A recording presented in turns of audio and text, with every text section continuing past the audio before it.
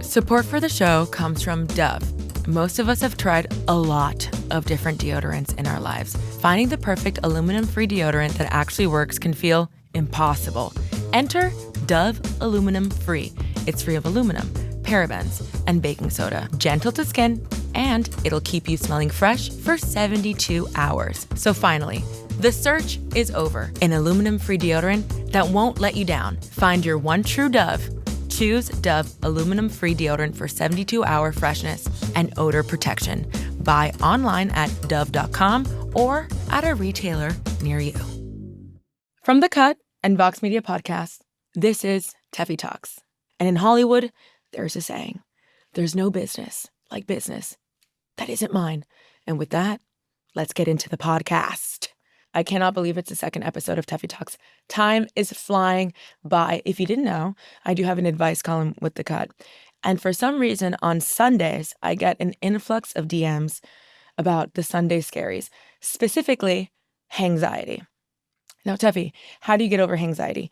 2 methods. 1, I suppress it and I forget it. And then I delete everything in my camera roll from that evening. Yes. 2nd, I do have a little anxiety spell that I talk into my water. I basically hold a cup of water and this is what I say to it. And if you're ever feeling anxiety, I want you to repeat after me, okay? I've written it down here for you. Okay, dim the lights. Get your cup of water. With buttered bread and honey's gold, I bind the tales that should stay untold. Regret, be gone. You can't stay here. I'm hot. I'm fine. I have no fear. Let's get into the news. First up, some sad news. Olivia Jade and Jacob Elordi split. A source told People yesterday that Olivia Jade and Jacob Elordi have gone their separate ways after 4 years together in an on and off relationship. That's alleged, but how old are they? It's probably true, right? And guys, if you're in an on and off relationship, what I like to say is every time you break up, it's going to get longer and longer. Once you start this like pattern, the first time you break up, it's going to be 3 days. The second time, a week. The third time, 2 weeks. The fourth time, he's fucked someone else. But anyway, I really liked Olivia Jade and Jacob Elordi as a couple. I thought they were a beautiful couple. They are a dream Banana Republic ad, dare I say, United Colors of Benetton. And I love United Colors of Benetton. That's the kindest thing I've ever said about any couple. Obviously, when I say Olivia Jade, we think about the admission scandal. Yes, we all know about the USC thing. I also know Jacob was in the kissing booth, so no one's hands are clean here. Also, to see him with Joey King is like 5'1", and Jacob is 6'1,000. It was jarring, no? Anyway, let me tell you something. Jacob Elordi is the son of my dreams. He loves poetry. He loves Shakespeare. I will also say Olivia Jade in her little YouTubes, she seems perfectly pleasant. She looks identical to her mother, who I always tell people is Sarah McLachlan, and that's the wrong person. Sarah is the person that sings "In the Arms of an Angel." That's a different woman entirely. Okay. So, where were we? Let me have a sip of coffee, girl. So, Olivia and Jacob first sparked dating rumors after being spotted together in December 2021, 1 month after his split with Kaia Gerber. Kaia Gerber is Cindy Crawford's daughter, and she's also gorgeous. There were rumors that Kaia and Jacob broke up in 2022, but it seems like they were never ever that serious. A source, and let me tell you, because Kris Jenner is involved in all things Hollywood, every time I'm reading a source in the media, I think Kris Jenner's talking to the outlets. Okay. So, a source, Kris Jenner, told Us Weekly at the time that the two enjoyed spending time together, but they ultimately didn't want to be tied down to each other. Kaia Gerber, you are so strong because I feel like millions and millions of girls want to be tied down to Jacob Elordi and in front of Jacob Elordi. Olivia Jade and Kaia Gerber went to Coachella together in 2016, and their moms were friends. Lori Loughlin did ads and interviews with Cindy Crawford for Cindy's beauty line.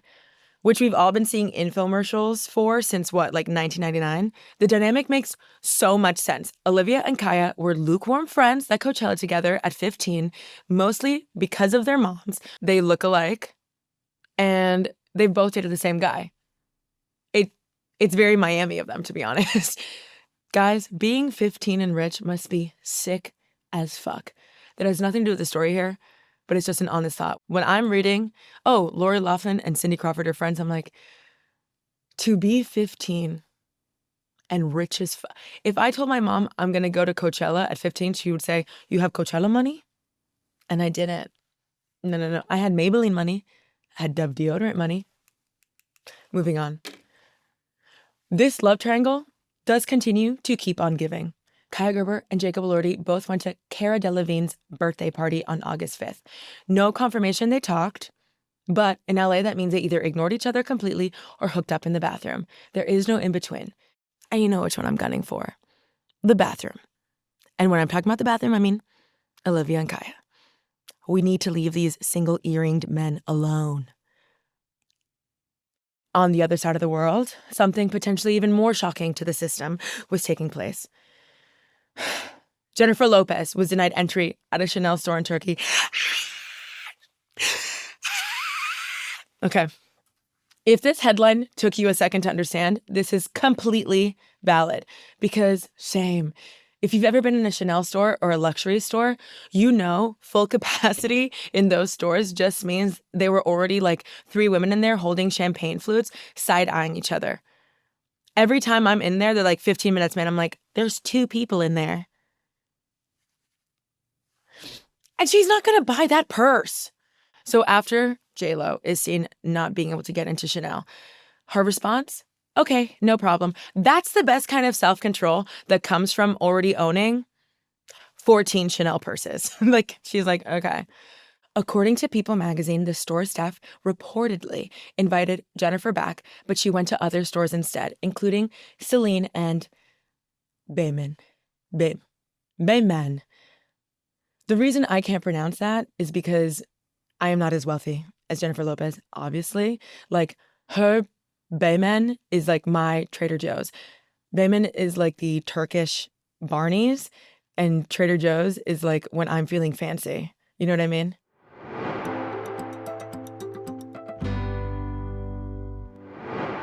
I love this story so much. The Cut, shout out girl, just ran a story about how wealthy mothers fork over thousands of dollars for private sorority rush consultants. Can you believe?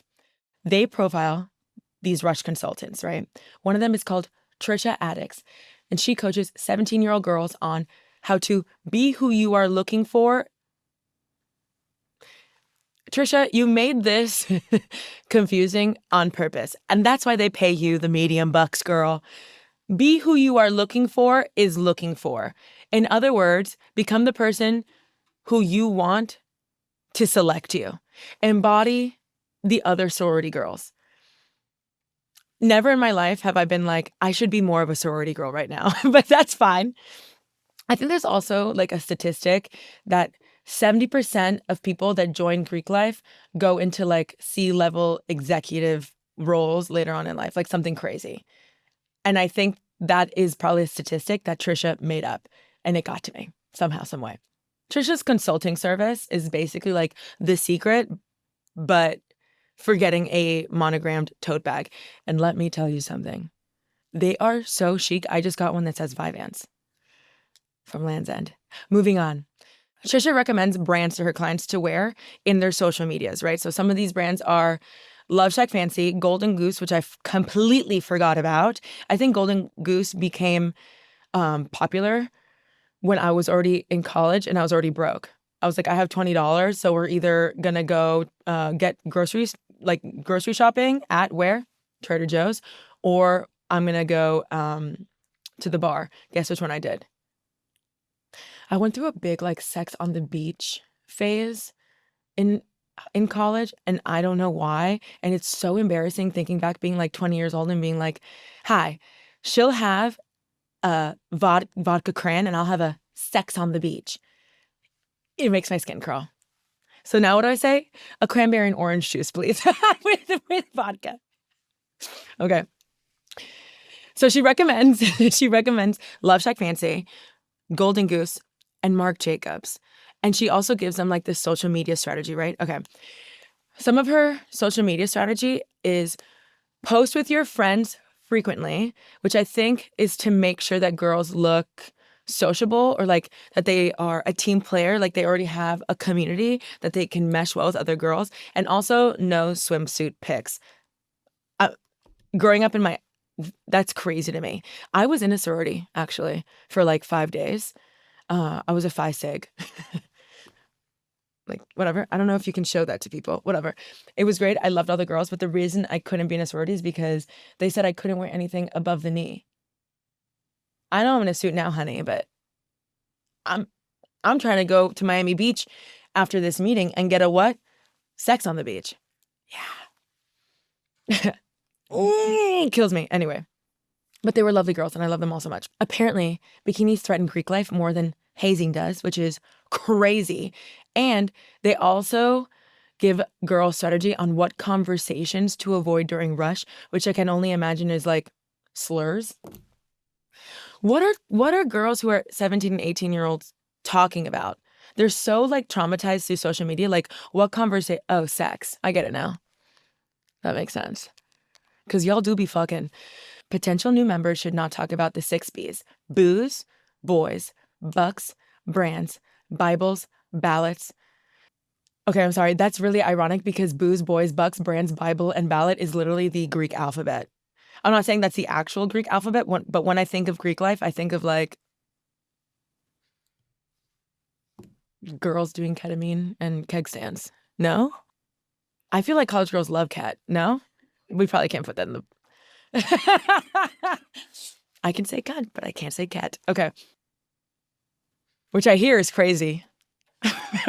So Love Shack Fancy for the Tea Party aesthetic, Golden Goose for the I'm rich but approachable aesthetic, but Marc Jacobs being on that list did throw me a bit because, okay, he's a little edgy, no, like, can someone tell me why sorority girls respond so well to Marc Jacobs? I was expecting like a Vineyard Vines, a Lily Pulitzer, even a Hollister, not a gay iconic New Yorker with stiletto acrylics.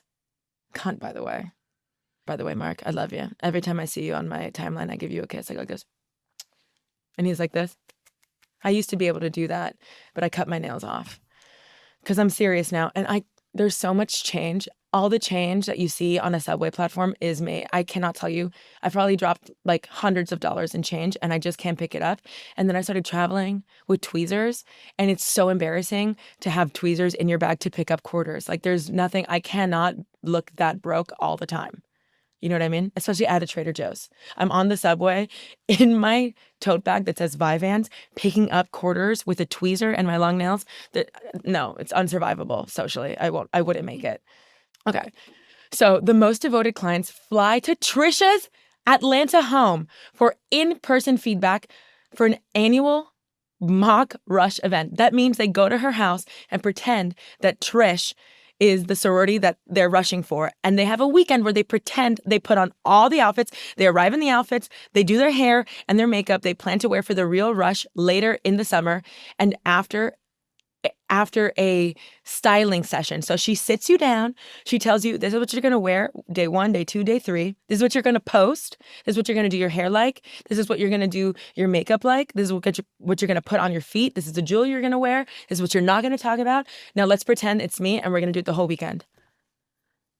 If I was a theater kid, I would be alive. Also, I think that we should have a Drew Barrymore, Never Been Kissed moment where someone goes inside and like reports back, and maybe that person should be, I don't know, a columnist for The Cut who's half Colombian, half Brazilian.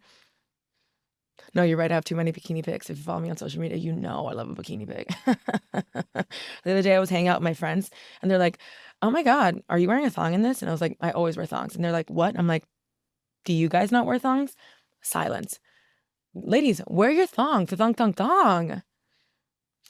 So anyway, back to the story. So Trisha, this is like an America's Next Top Model type situation, but everyone's name is Caroline. Trisha lines them up on the sidewalk. Trisha lines them up on the sidewalk. She turns on Taylor Swift's "Are You Ready for It?" to prepare everyone for the pop music that will play during Rush and directs the girls through practice conversations. She told The Cut, for a decent amount of time, they're all mute. Yeah, they're scared. They're sweaty. They're nervous. What'd I say? And these are people that we've been working with. So imagine if they haven't done any preparing. Can you imagine, Trisha? Can you imagine the gall, the nerve, and the audacity if they were unprepared as 17-year-old girls? Girls, hold your girdle. When I read, imagine if they weren't prepared, I'm like, oh, you mean like normal? Her rate is nearly $5,000, 5 racks. For $5,000, I better get a bid from every sorority and the Illuminati and meet Beyonce. You're joking. $5,000. When you're in college, $5,000 is $500,000.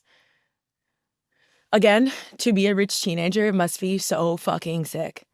If I told my mom, I want to be friends with these girls and I need $5,000 to prepare, and my mom would look at me and be like, maybe you shouldn't have friends because to ask me that is so stupid that I think we should actually hold you back. Don't worry, I dropped out 5 times, so. And one of them was clown school. Trisha has a villain origin story of sorts. She grew up in North Carolina and enrolled in the University of Georgia, where they have that really cute bulldog, right? Ugga?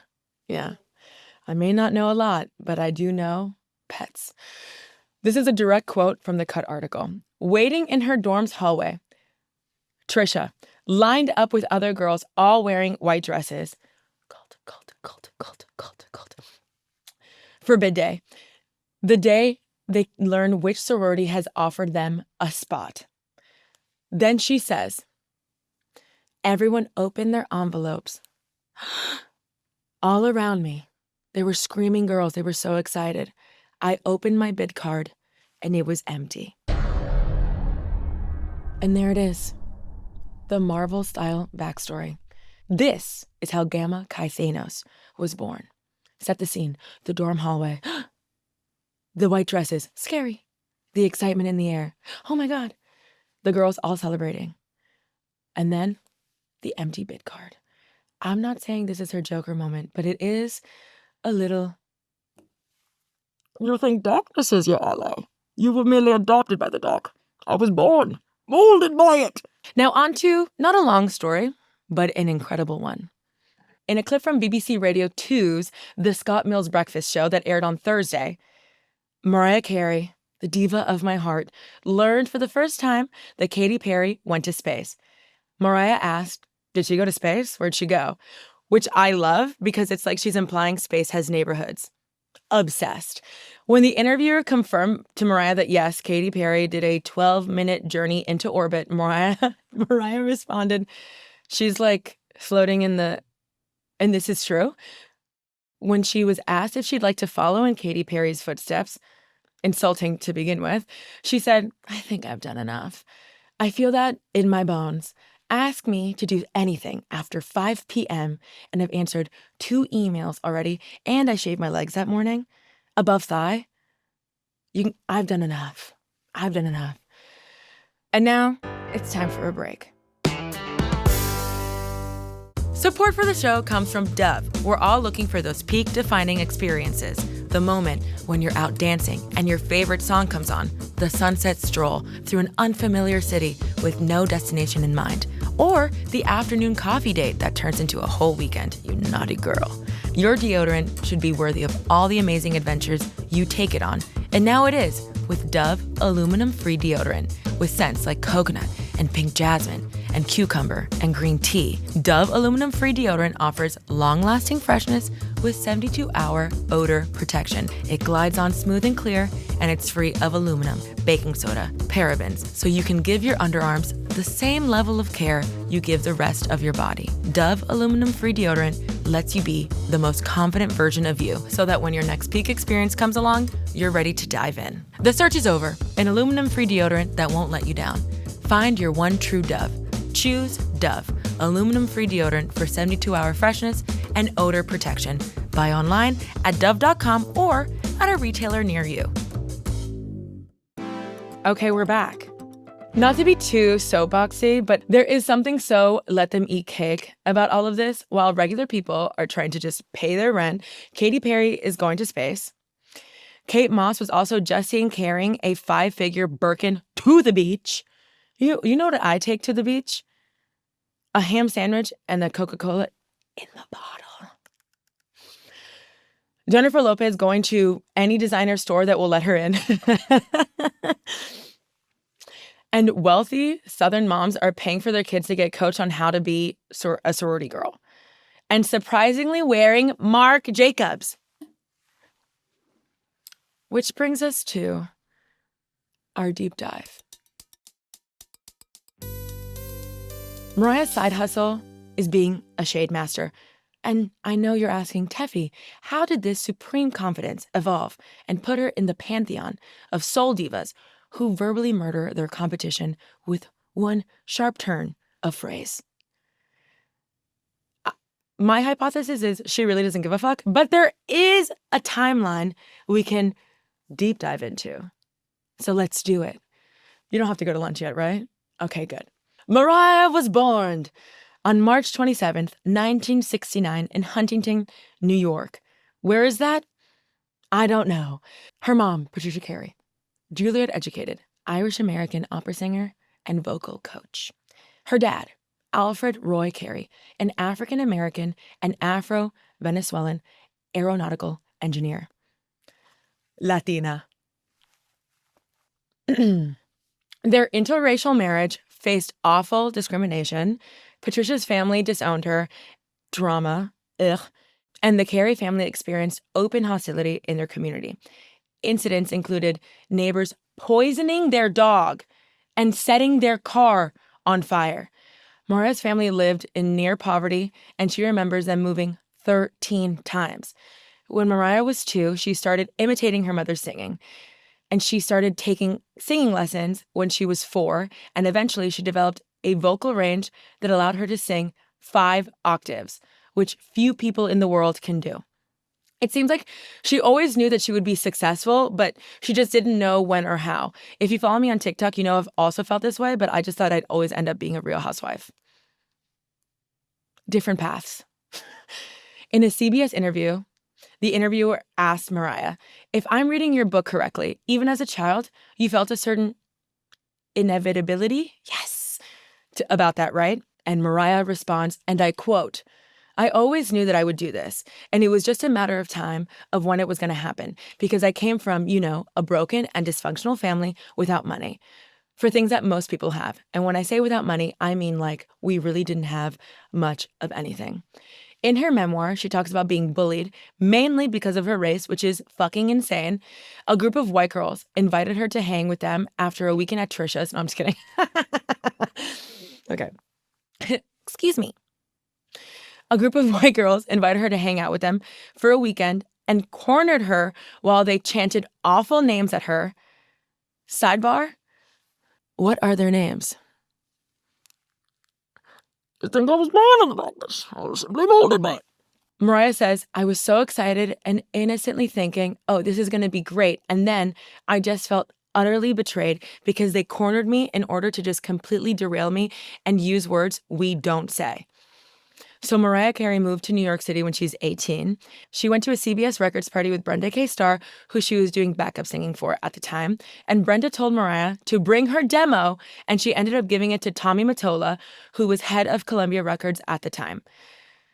Tommy Mottola, infamous asshole, listened to it on the way home, and then, smart move, signed her immediately. When Mariah and Tommy began dating, he was head of Sony Music in 1991. She was 21 and he was 41. They got married in St. Patrick's Cathedral when she was 23 years old. I don't even have to note the power imbalance here already, right? But she was inspired by Princess Diana's wedding dress, and you should look it up because the train is so insane. She realized quickly that this marriage was just not it. She said, I was a kid in his world. I just kept making money for the company, just kept going in, making records, writing songs, and feeding the machine. And I was living my dream, but it was also a nightmare. She felt trapped and controlled. She wrote in her memoir that his presence was, quote, oppressive. And he's married to Talia. Talia, are you okay? She said that Tommy wouldn't let her talk to anybody. She was completely isolated and she could not move freely. I couldn't even say the word glitter, Mariah shared. It'd be like people around me and we had to say sparkle instead of glitter. Glitter is Mariah's movie and it came out on September 11th, 2001. That must have been very rough. When you're young and you're an artist and everybody else is going out and experiencing the limelight, I wasn't doing that. I was, living in this beautiful mansion, but it was very lonely and hard to even catch my breath to have a phone conversation. With a traumatic childhood and her beginnings into fame being so scary because of Tommy, I think Mariah's diva behavior comes from a place of needing to have control of the narrative and wanting to protect herself.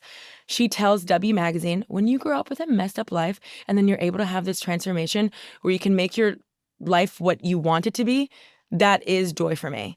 But it just seemed so conditional. I do think Mariah believes some of this behavior is hilarious. Again, I think a defense mechanism. Humor is my release, and people who know me know that. I'll make a little joke about whatever happened because otherwise I could make every day a sob story. It's a coping mechanism, but it is within my nature to laugh. There are things people are not aware of because this whole quote unquote diva thing is always what people see first. Yes, I play into it, she explains. And yes, part of that is real. I can't help it. I think we can break her diva behavior into two categories. One, Mariah Carey is particular, and Mariah Carey is so very shady. Reminder, all of this is alleged. Please, don't sue me. I'm just a little girl. Okay, so let's talk about how particular she is. Let's set the scene. When Mariah checks into her hotel before a tour date, before she steps foot inside, there are a few requirements. Allegedly, while staying at London's Baglioni Hotel in 2005, she refused to enter the hotel without a red carpet rolled out for her. She also allegedly demanded flickering white candles. She once said, I grew up in a goddamn shack, so I like a bit of comfort. And to that I say period. Here's what the hotel room must have. Or should I say rooms? Because in that same 2005 trip, The Independent reported that Mariah booked 15 different rooms, each for 2,000 euros a night. And that's math I cannot do right now. First, Apple TV. Mariah apparently insists that every hotel she checks into has an Apple TV because she has to fall asleep to a show. Arguably, Apple TV does have the best shows and no one's talking about it, and arguably the worst movies, but the best shows ever. Back. And sleep is also extremely important to Mariah Carey. If she can't sleep, she cannot perform. Sleep is huge to Mariah. When she did carpool karaoke in 2016, she refused to sing. She asked if they could instead just drive around and have a chat. And I feel like there are certain people, certain singers that come on and you're like, it's okay if they don't sing. But Mariah, like, we want to hear you sing. But it's fine. I would love a chat with Mariah too. I would hate to drive in front of Mariah. I would hate to drive in front of everybody. I don't have a license and I'm not going to renew it because no one's going to be like, oh, I'm glad Tefi's back on the road. You know what I mean? I'm like the kind of driver, like a knee, a cigarette, a lip gloss, a coffee cup, phone on speaker, whatever. Doesn't matter. Okay. After eventually being persuaded to get in the car, she set her boundary. I'm not singing today. I was up all night. She also reportedly requires chilled Evian mineral water in her hotel room, supplied, quote, in plastic bottles only. On a 2-day visit, 43 suitcases were counted. 43. She sleeps with 20 dehumidifiers running in her hotel room to optimize her vocal cords. My bird of paradise gets one. One humidifier, and I'm like, it's a little, como se dice, humid in here. 20. That's why her skin is so good, too. She has such great skin. It's been reported that her bedroom at home has a sloped ceiling to allow the water to drip down the sides. And she takes her voice very seriously, as do I. I also take her voice very seriously. A producer of her 2016 reality show said, quote, "She cannot speak the day before a performance. She knows exactly what she wants, but she has to communicate through writing or sign language." And it's sort of a joke within her group because she has to preserve her voice. When she arrives backstage before a show, she tells the venue that she needs 40 humidifiers around her dressing room so she can prepare for her shows in a rainforest-like condition. And also for 15 butterflies and gold leaf to be painted on the walls of her dressing room. Again, boundaries. If you want to be within 2 feet of Mariah, don't be caught wearing any man-made fibers. They're banned. Don't you dare ever come up to Mariah fucking Carey wearing polyester. She'll bear mace you, allegedly. I made that up. There is this video that is iconic, and I'll let it speak for itself, but let's just say she's being wheeled. Because why walk into your performance if you can be wheeled, as all divas are? It reminds me of, like, Willy Wonka when he has, like, the cane and he's doing that, and you know? We must address Mariah Carey's biggest enemy. And I've heard this so many times throughout my lifetime. Overhead lighting. It was rumored that she hired Michael Jackson's lighting team because she loves Michael Jackson's lighting. And she will not do an interview if it's overhead lighting. She brings in her own lighting crew, which is what? Inspirational to me. I have never in my life walked into any retail store and been like, oh, I'm definitely going to try this on. Thank God there's overhead lighting. I'm really interested in seeing my cellulite today. You don't understand how many $12 pants I've passed up because of that overhead lighting. Why would a store have overhead lighting? Do you hate my money?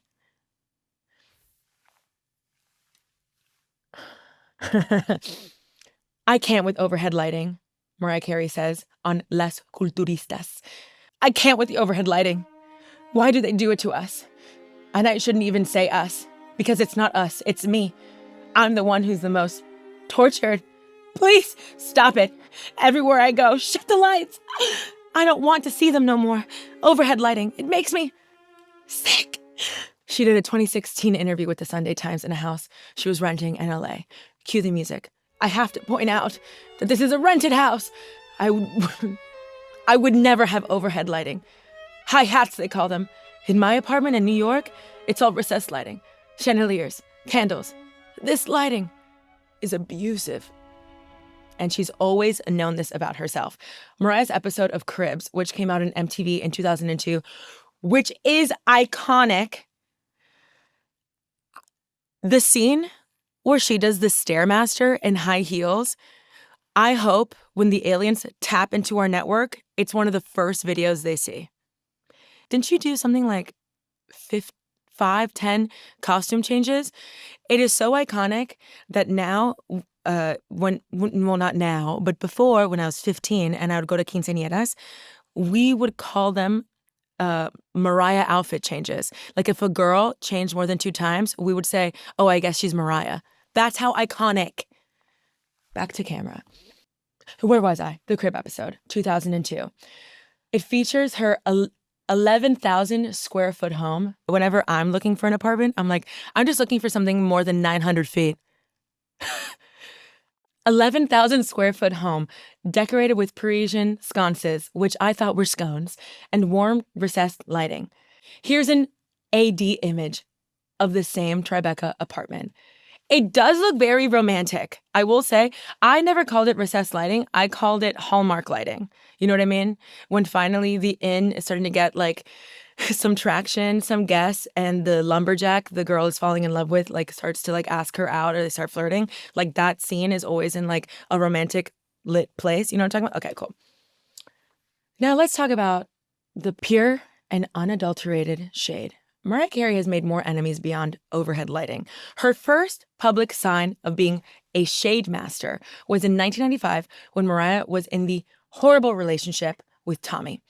This is when we really get a taste of the diva behavior. In 1995, Madonna said she'd rather kill herself than sing pop songs like Mariah Carey. Mariah responded, I really haven't paid attention to Madonna since I was in like 7th or 8th grade when she used to be popular. So I didn't hear that. I bow to you. I bow to you. I bow to you. This amnesia tactic has been very, very successful for Mariah Carey. She's used it with other pop stars. Like for Demi Lovato, she told Andy Cohen, quote, she should come up to me and introduce herself. And about Ariana Grande, honestly, I'm not familiar. In 2016, she tells TMZ, I still don't know her about J-Lo. If you're not familiar where that comes from, long ago, J-Lo and Mariah had beef because of Tommy Mottola. And when an interviewer brought up J-Lo to Mariah, Mariah responded with, I don't know her. Why? Because Tommy Mottola and Mariah Carey were fighting, and Tommy was trying to get J-Lo to replace Mariah Carey on, like, the charts. Please. So the beef isn't because J-Lo necessarily did anything, but because of a man. Tale as old as time. Back to the story. So in 2016, she tells TMZ, I still don't know her, despite J-Lo going on the record saying, I have met Mariah Carey many times, and she's forgetful, I guess. She had a different view with Nicki Minaj, and the tension on American Idol was palpable. I do think they were just two divas that needed to be the queen bee, and it was just never going to work. And I think producers did play into it a little bit. Basically, people on set said that Mariah kept making jabs at Nicki Minaj on set. And if there's one person I would never jab, it's someone like Nicki Minaj, because her access to a thesaurus is out of this world. Similar to Azalea Banks, I'm staying mum. I would never. But Mariah, I mean, we'll get into her astrology and you'll see why. One of them was on camera. Mariah made a slight jab about having a #1 song on the Billboard Hot 100 chart, saying they're difficult to get. Not everybody has that. For context, Nicki had 0 #1s at the time. Mariah Carey had 18. Then things came to a head. Multiple sources on set told press that Nicki Minaj said that she was walking off the set, quote, if I had a gun, I'd shoot that fucking bitch. Mariah Carey went on Barbara Walters shortly after, and Walters read the following lyric to Carey. I'll take it, sign on the dotted line, but I'm quick to check a bitch if she's out of line, and then asked, are you the bitch she's singing about? And Carey seems to roll her eyes and replied, I don't know. I didn't know she sang. I thought she rapped or whatever. I don't know. Doesn't the bitch rap? And one of Mariah's funniest beefs is with the Recording Academy, aka the Grammys. When talking about the timeline for releasing music in order to be Grammy eligible, she says, quote, frankly, my dear, I don't give a damn. I mean, I have 5 Grammys. That's cute. One thing about Mariah Carey is that she can back it up. She has 18 #1s. She has 5 fucking Grammys. It's true. You know, I hate when a bitch is trying to be shady with me. And I'm like, you and I are both at Publix, dare I say Trader Joe's. You and I both drive a Toyota Corolla. Like, you cannot be shady with me unless you're doing better than me. And we're seeing eye to eye, career-wise, tax bracket-wise, and height-wise, bitch. Moving on. When she was asked if she had watched the Grammys that year, her response, do you really think I watched that show? Mariah Carey received the Recording Academy's Global Impact Award at the 2024 Black Music Collective. Quote, is this a real Grammy? I haven't seen one in so long, she jokes, according to The Hollywood Reporter, as she hasn't received a Grammy in almost 20 years. It's weird. I don't know. We'll figure out what this is later. It's like, I understand though. It's like, thank you for the participation award, but give me a fucking Grammy if you want me to show up here again. Period. Welcome to the lab. Mariah Carey's astrology. So let's pretend Mariah Carey is a new coworker of ours, a new hire. And I would say, how do I get this perfect-skinned coworker to like us? We would break down her chart. Okay, so her sun is in Aries, right? And Aries is the kind of coworker that walks into every office and is like, well, obviously. You know what I mean? Like, she's also someone, Aries know how to win people over. She's quickly everyone's favorite. And that's why she's like, well, obviously. She walks in with like a strut. You know what I mean? I love an Aries strut. And they walk in like this, hi. I can always spot an Aries, hi. Do I need a dehumidifier? Okay. Then her moon is in Cancer, right? So she's going to remember all of our coffee orders. She's going to look at you and say, how's your sister's gymnastics coaching going or whatever? I made that up. I hope it's going really well. But she's someone who like will sit down and be like, you seem off today. Is everything okay? And then you cry about your boyfriend to her and she's like, you need to cut that motherfucker off. You know why? Her Mars is in Sagittarius. Fiery. She is quick. She is quick to tell you off.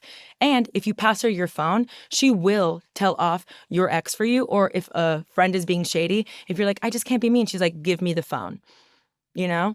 But her rising is in Cancer, as well as her moon, right? So after she bitches someone out or if she hears criticism about herself, it does affect her. She has a very, very strong inner world. She feels her emotions and she's a sucker for nostalgia. And when people have a lot of water in their charts, I feel like sometimes they get stuck in these toxic cycles with their romantic partners. You know what I mean? A lot of having to prove yourself, a lot of mothering, maybe trying to feel special, maybe feeling like they're in a constant audition with people. And then when they leave, she wonders if she made the cut. She feels so special when she's with the person, but when they leave, not so special. But her Venus is in Aries. So she is a person that is direct, right? So in the office, she's someone that'll say, I really don't like the way that you spoke to me. Or she's not scared to be shady in front of other people. She's also someone that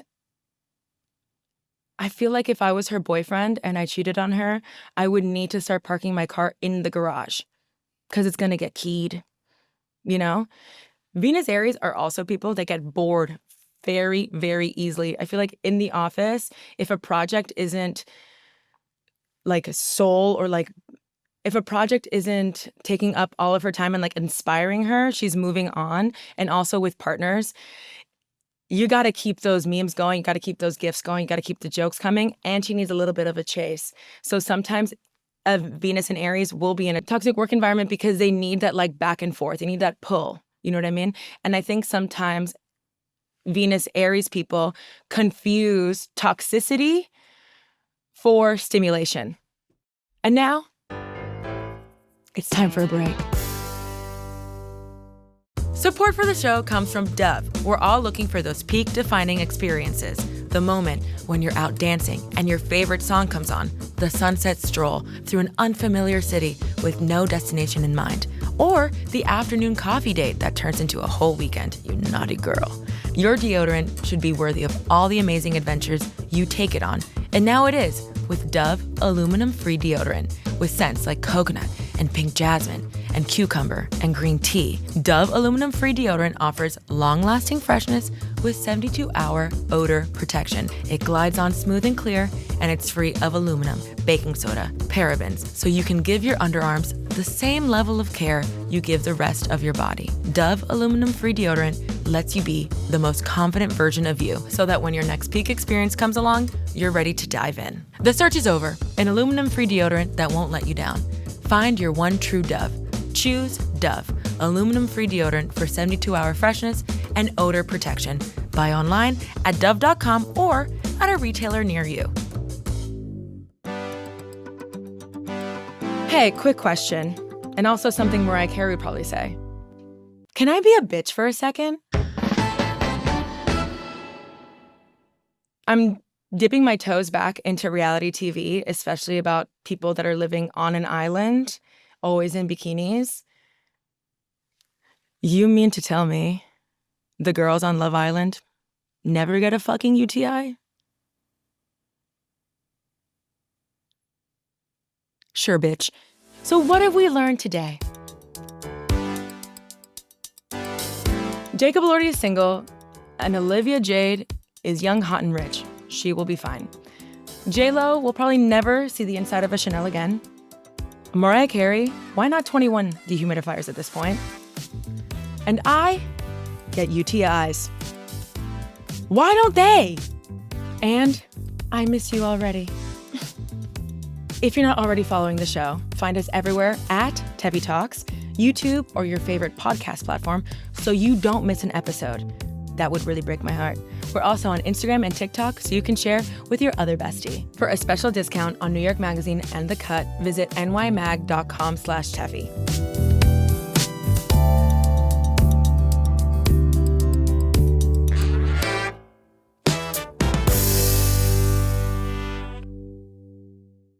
Thanks to Dove for their support. Most of us know what it's like to feel like you found the one, only to be let down. I'm not talking about your love life, I'm talking about your deodorant. Dove aluminum-free deodorant will keep you feeling and smelling fresh for up to 72 hours. It's free of aluminum, parabens, and baking soda, and it's gentle on your skin. The search is over. An aluminum-free deodorant that won't let you down. Find your one true Dove. Choose Dove, aluminum-free deodorant for 72-hour freshness and odor protection. Buy online at dove.com or at a retailer near you.